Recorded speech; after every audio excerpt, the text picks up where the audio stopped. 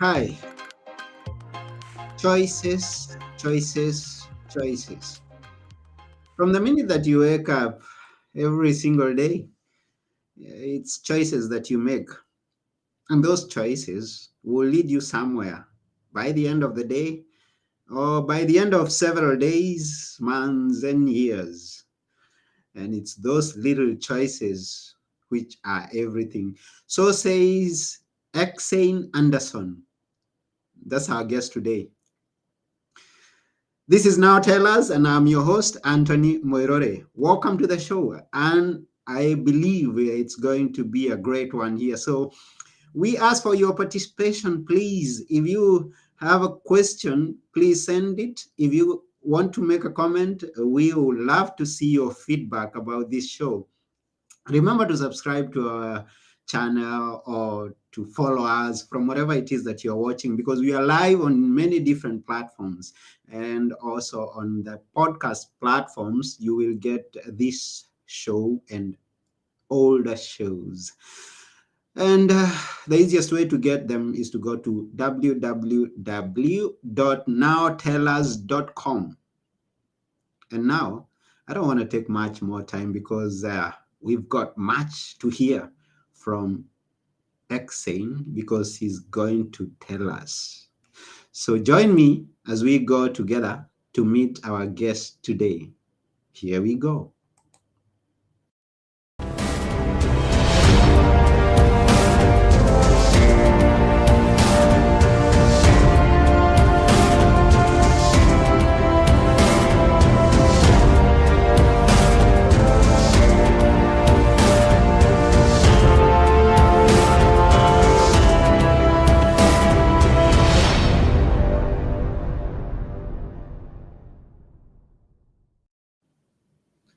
Hello, EksAyn.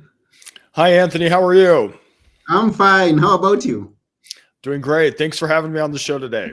Appreciate it. Wonderful, wonderful. And we are excited to have you on our show today.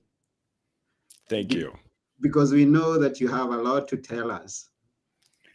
Well, I may.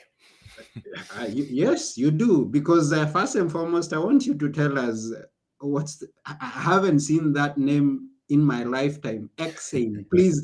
And the way it's written is a special way. So you're going to explain to us. Tell us what it is. Well, my name is EksAyn Anderson, and I've got to tell you, I heard once that it was Swedish. Here's the problem. I've been to Sweden, and there's not a single person in Sweden named EksAyn. Anybody who's listening in Sweden can back me up on that. Nobody in Sweden is named EksAyn. My wife calls me X. No. Please. I got to tell you, I don't know if that's a good thing if your wife calls you X, but that's what my wife calls me. So anyway, glad to be on the show. I have a unique name. It's a very unique name. So thanks for having me. Yeah, and it's always good to have a unique name because as I know, once you go onto the internet or everywhere in the world, if you have a unique name, everybody is going to remember you. So at the end of this show, everybody is going to be remembering X. You go, and you can call me X. You can call me EksAyn, whatever works better for you. Okay, here we go. So where are you?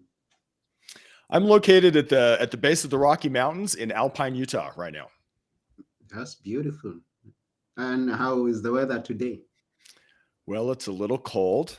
It's kind of a cold January day, but it's beautiful, and there's snow on the ground, and enjoy being here. Okay. What time of the day is it, and what have you done so far for the day? I wonder. Well, that's great. So I got up early with my children and my wife. So we like to study together, and we like to exercise together and get ready for the day. And so that's what we did prior to the show here, is exercised and studied a little bit together, and now the kids are at school. So that's good. That's good. And tell us a bit about you. Who is EksAyn? Well, that's a great question. I'll tell you a little bit about me. Something that happened a long time ago that I think maybe might be important to know. When I was young, I used to like to draw trees. and I draw them with all the branches, all the leaves, every single little vein in the leaves. And I went to school later and I saw how the other children drew trees, and they just drew them kind of like with little two lines and a poofy cloud on top. Well, my mom, when she saw that I changed from drawing them kind of with all the detail and every branch and twig to just drawing it with two lines with a little poofy cloud on top, she cried, and you can imagine why. Mm-hmm. Well, fast forward a little bit. I was a few years later, I was at a little league game playing baseball, and I'm not here to tell you how pathetic I was at baseball, but I had one bunt the entire season. I wasn't very good, but something really significant happened after this game. After this game, we came home from the game and my mom complained of a very severe headache. She said it was worse than childbirth, which I haven't experienced. Mm-hmm. Some of you may have, but my dad became concerned and he said, we're going to take mom to the hospital.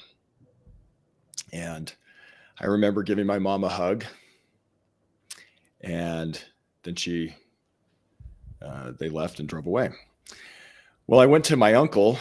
I was a little bit concerned because I hadn't seen my mom go to the hospital. She wasn't the kind of person who got headaches. That wasn't typical for her. And I said, "Is my mom going to die?" And he said, "No, your mom's not going to die. She probably just has a migraine." And I said, "Do you promise she's not going to die?" And he said, "I promise. Just relax. She's going to be fine." And I wanted to believe him. Well, I went downstairs. I climbed up on my bunk bed. I opened this book, started reading it. It was a book about squirrels. I still remember the book. And I waited for my parents to get home, and they didn't get home. Well, the next morning, I was a little bit anxious. I wanted to see my mom. I wanted to see my dad. I climbed off my bunk bed. I went to the door, and I opened the door to this to try to see if I could find my parents. And on the other side of this door was kind of a long family room. And on the other side, I could see my dad, but something was different. My mom was not there. Instead, there was a friend and a neighbor and another friend and another neighbor and another neighbor. It seemed like half the neighborhood was in our home. And as I walked closer, I could see that my dad had been crying. He had tears on his cheeks. And as I got even closer, my dad was crying, and he's trying not to cry, but he kind of gathered the children together and he said words that I'll never forget. He said, "I think our mom is going to leave us."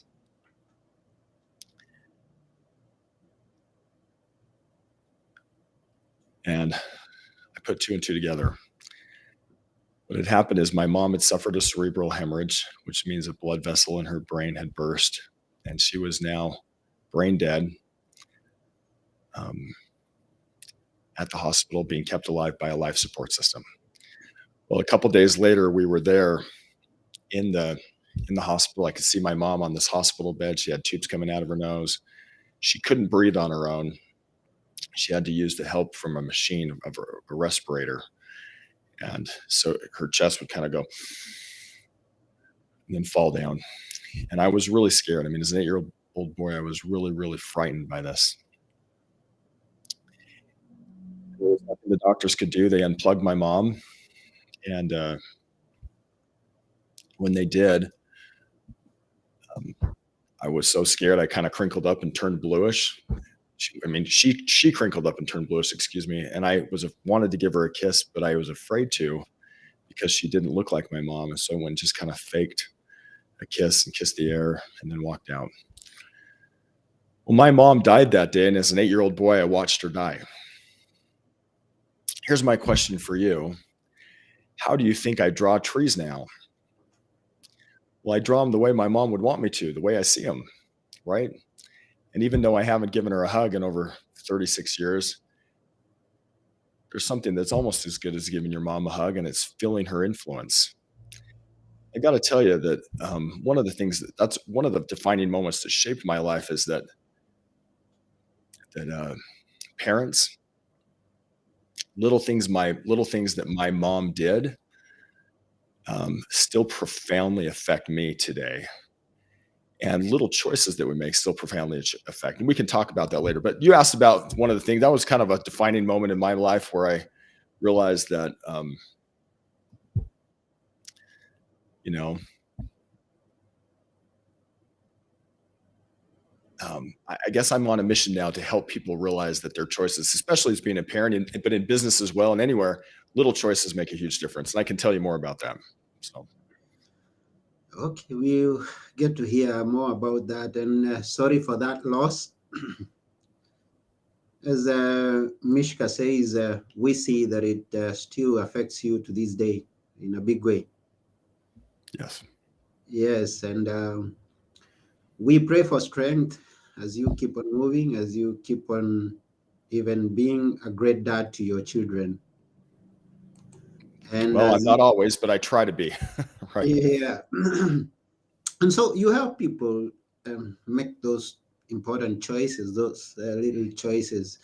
Um, Maybe you can tell people what are the titles, even if I don't tell them the titles that you are. What are you exactly that you help the people with the choices? Well, let me tell you this. You're saying the titles? Is that what you're saying? Yeah. Well, out of all the titles that people can have, they can have business titles, and so those are important. But I think one of the best titles is one that you just mentioned. I'm a father, Mm-hmm.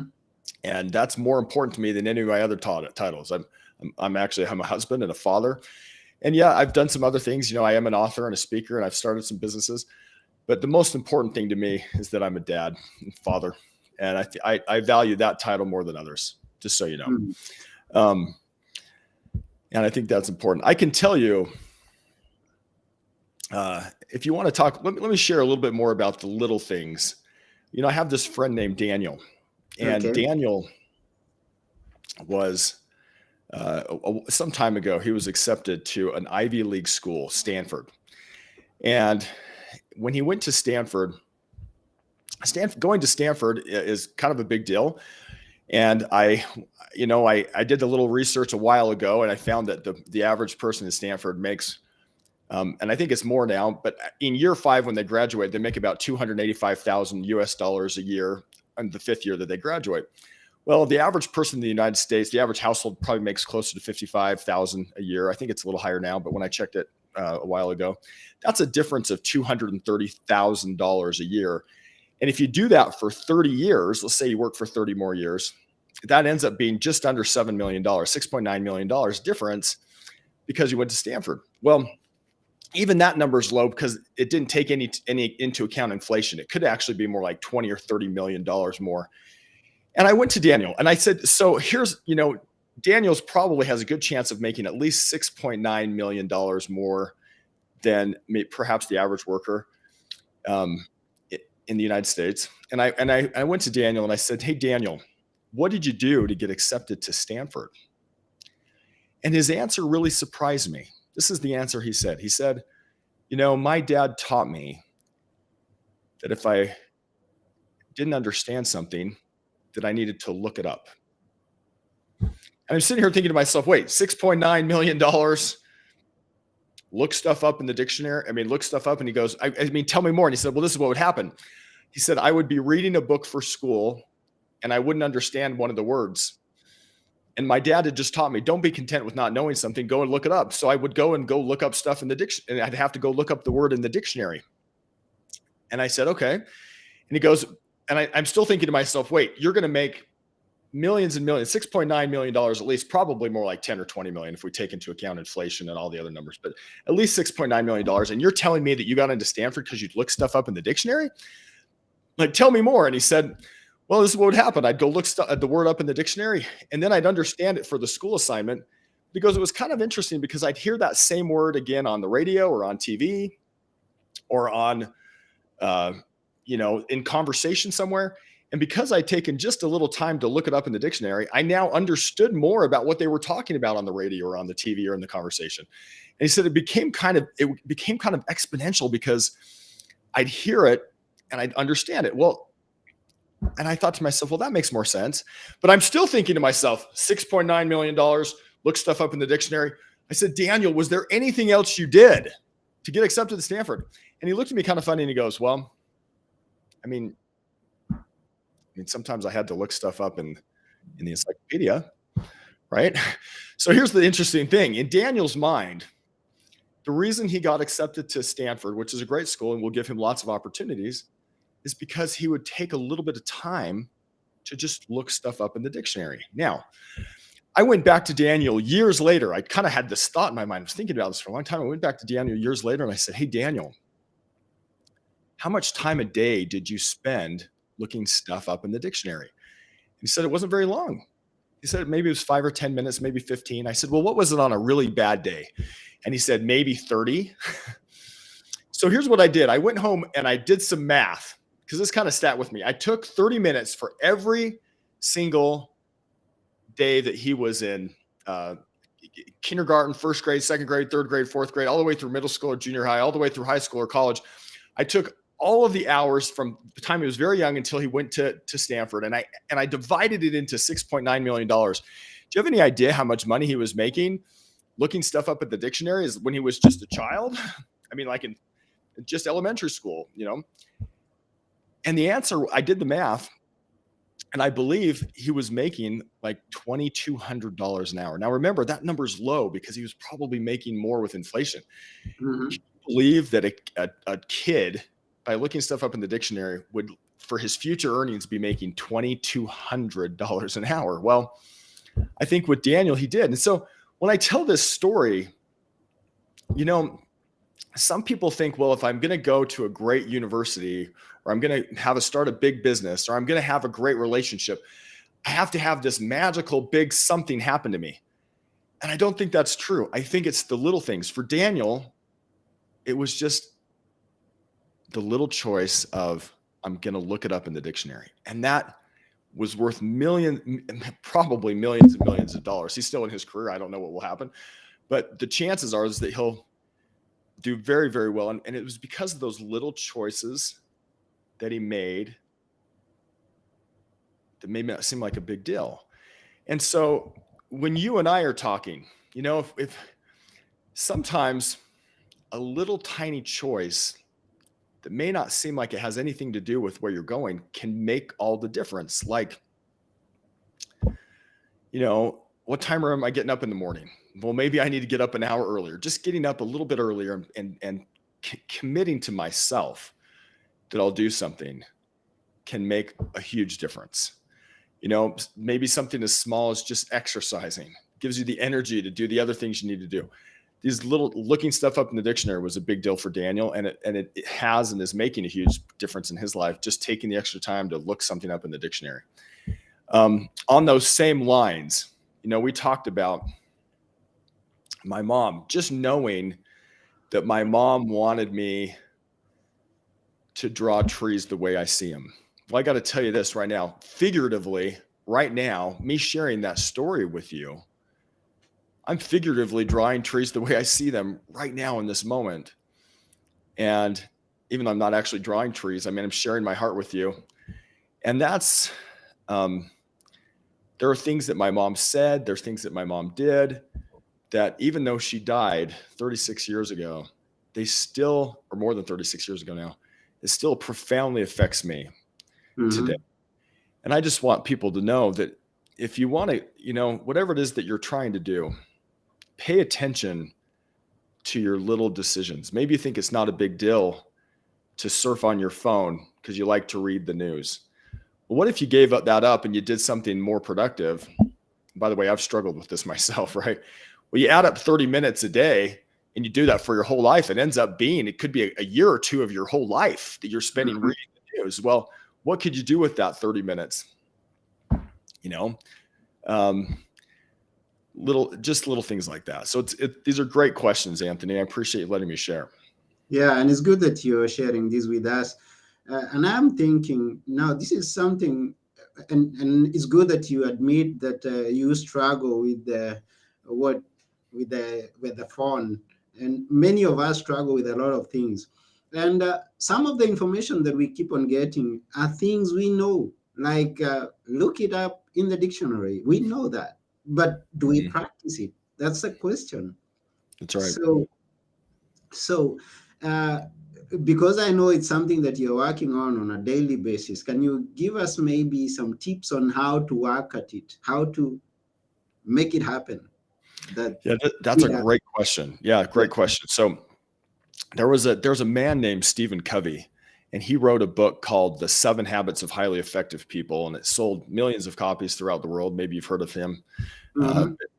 He wrote this book, and I read it many years ago, and there was one part of this book that has profoundly impacted me. One of the things he said in this book, he said he was at a conference once. Somebody came up to him after the conference and said something that kind of surprised him. He came up to him and said, "I don't love my wife anymore." And you can imagine he was kind of surprised. He looked at the gentleman and he said, "Well, then love her." And the guy goes, "I don't think you heard me. I've fallen out of love with my wife. My wife has fallen out of love with me. We have 3 kids. We're probably going to get a divorce, and it really concerns me." And Stephen Covey looked at him and said, "If you're not feeling it, that would be a good reason to love her." And the guy goes, he said, "Well, how do you love someone you don't love?" And Stephen Covey said this. He said, "My friend, you're acting like love is a feeling. Love is not a feeling. Love is a verb. It's an action word. It's something you do." But he said, here's the key. If you do the verb, if you do the action, the feeling will follow. This is a principle in life that's really huge. In other words, some people think that your feelings are just out there and they control you. That's not the truth. We can actually lead our feelings with our actions. So the answer for this gentleman, if you're not feeling love for your wife, go do the dishes, go give her a foot rub, go take the children so she can have a break. Do something that shows that you love her, and your ability to feel love for her will follow. Now, this same principle, let me tell you one more story. I have a friend whose name is Brody. He lived in a neighborhood that I lived in several years ago.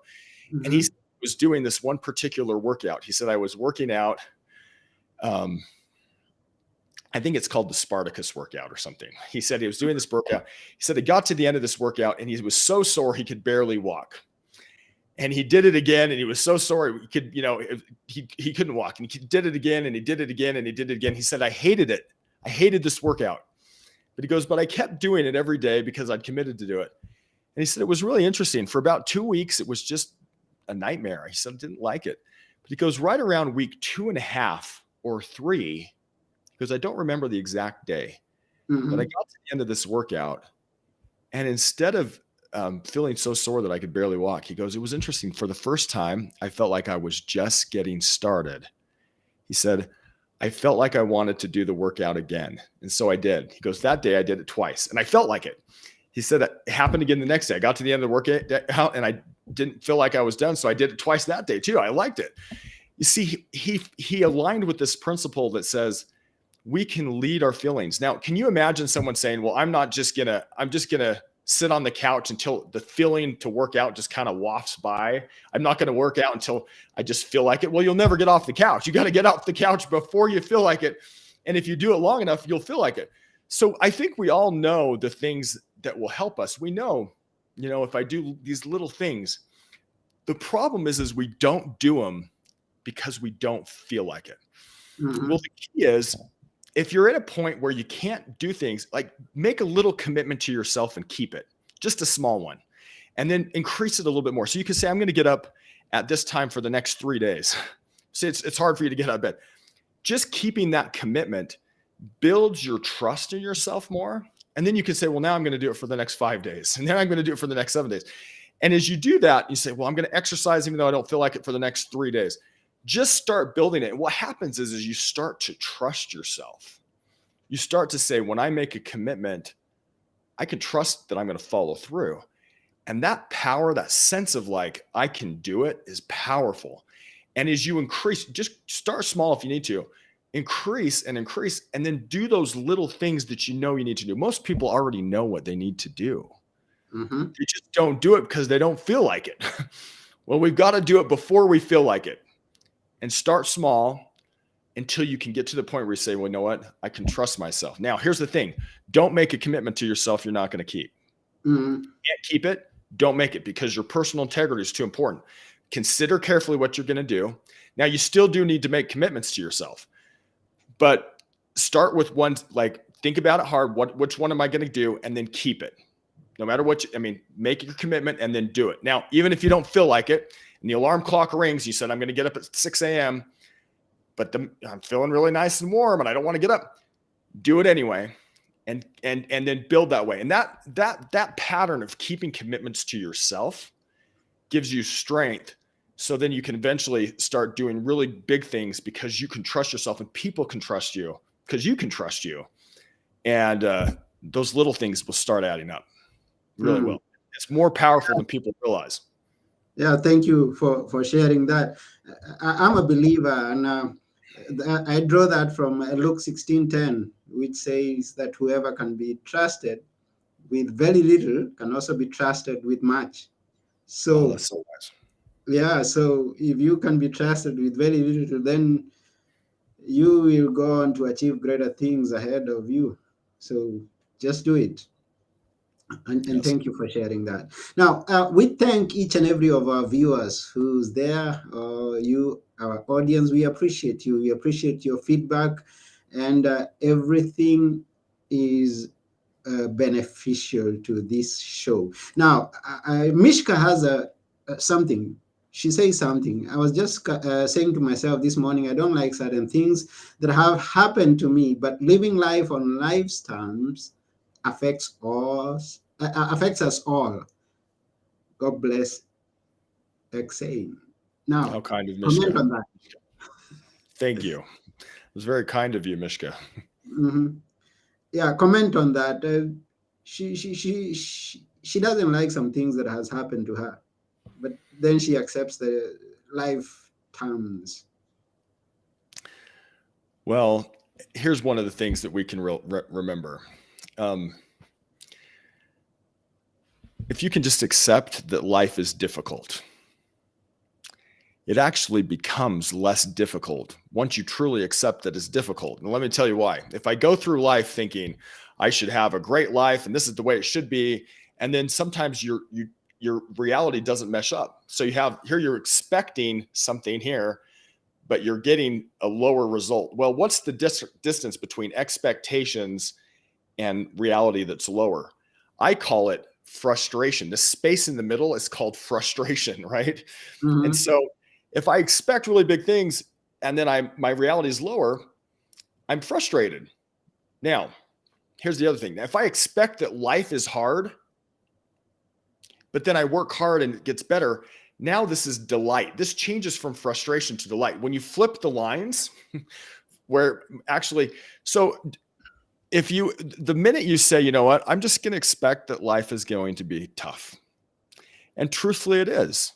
I mean, the truth is, life brings challenges to everyone. Everyone who's listening to this show has pain, has something hard for them that only they know, that I don't know, that you don't know.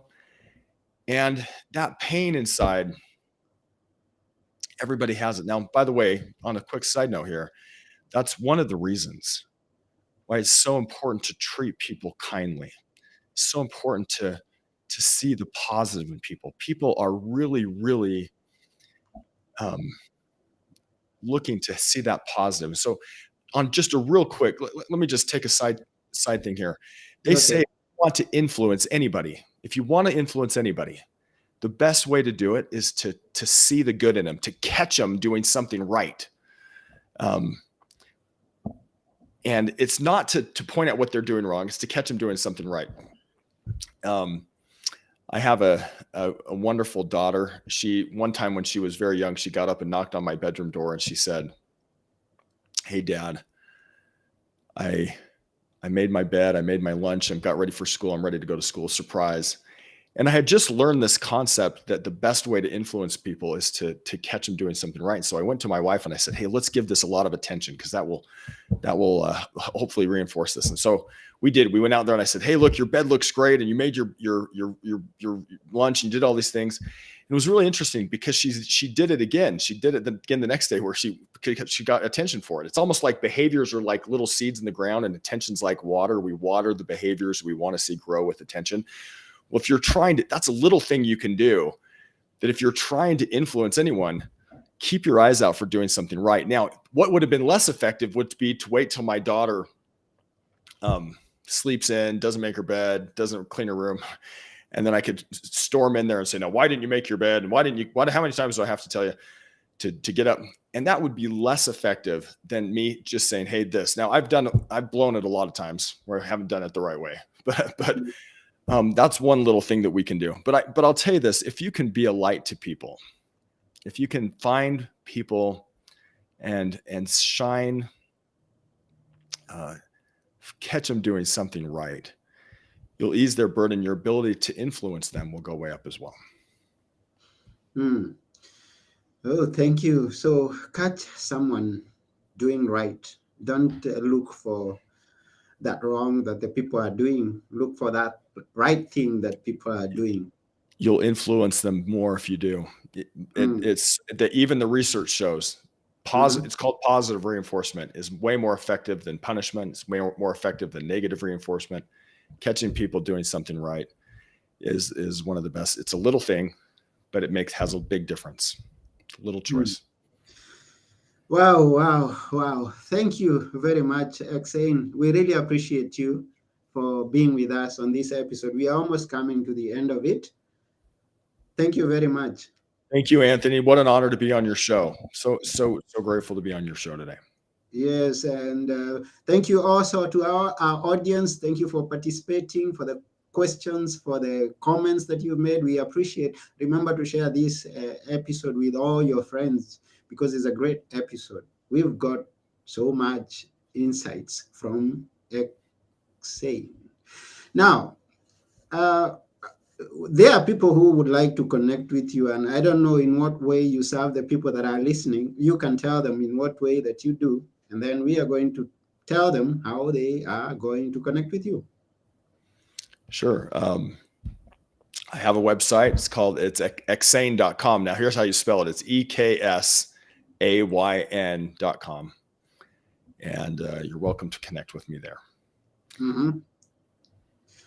Okay. So, EksAyn, you've heard from him. Go find out more from him, because there is much that he's not saying, because I know where he's coming from. It's don't lift yourself up so that you can be brought down, but go try and find out more from him. Go to his website, rush there. Once again, it's www.eksayn.com.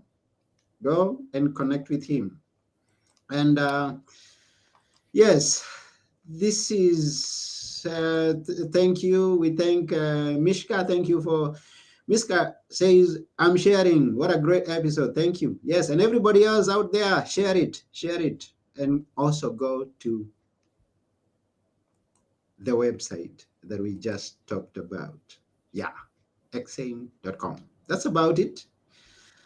And we've now come to the end of today's show. We have discussed about little choices that are everything, and sure they are. And our guest has been EksAyn Anderson. Now we are going, but before we go, we'd like EksAyn to leave us with a few words that we should always remember. Which are they? I'll tell you a few words. My mom used to say this. I think she got it from her mom. She said, no matter the question, love is the answer. Now, it may sound a little simplistic, but I believe it's true. Any of the problems that we have, if we can choose to love people, and we remember, how do you love people you don't love? You just choose to. No matter the question, love is the answer. And that's something that a little phrase my mom said that's lasted with me for decades after she passed away. Anthony, you're doing such a great job. Keep doing this. You have a great show here. Thank you for having me on, and may God bless you. Yeah, God bless you too, EksAyn. I really appreciate that feedback. Thank you. I'm humbled by your comments because I know you're doing great things. So to hear a comment, positive comment, you're practicing what you preach. Find someone doing something good. Well, I mean it. I mean it. Thank you. Thank you. Thank you. Thank you too. We really appreciate your time here. And thank you for everything that you've shared. So that's it. That's it for today. And this has been Now Tell Us. I've been your host, Anthony Morore. And our guest today is EksAyn Anderson. And we are saying bye for now. Bye for now. Thank you, Anthony. Bye. God bless. God bless.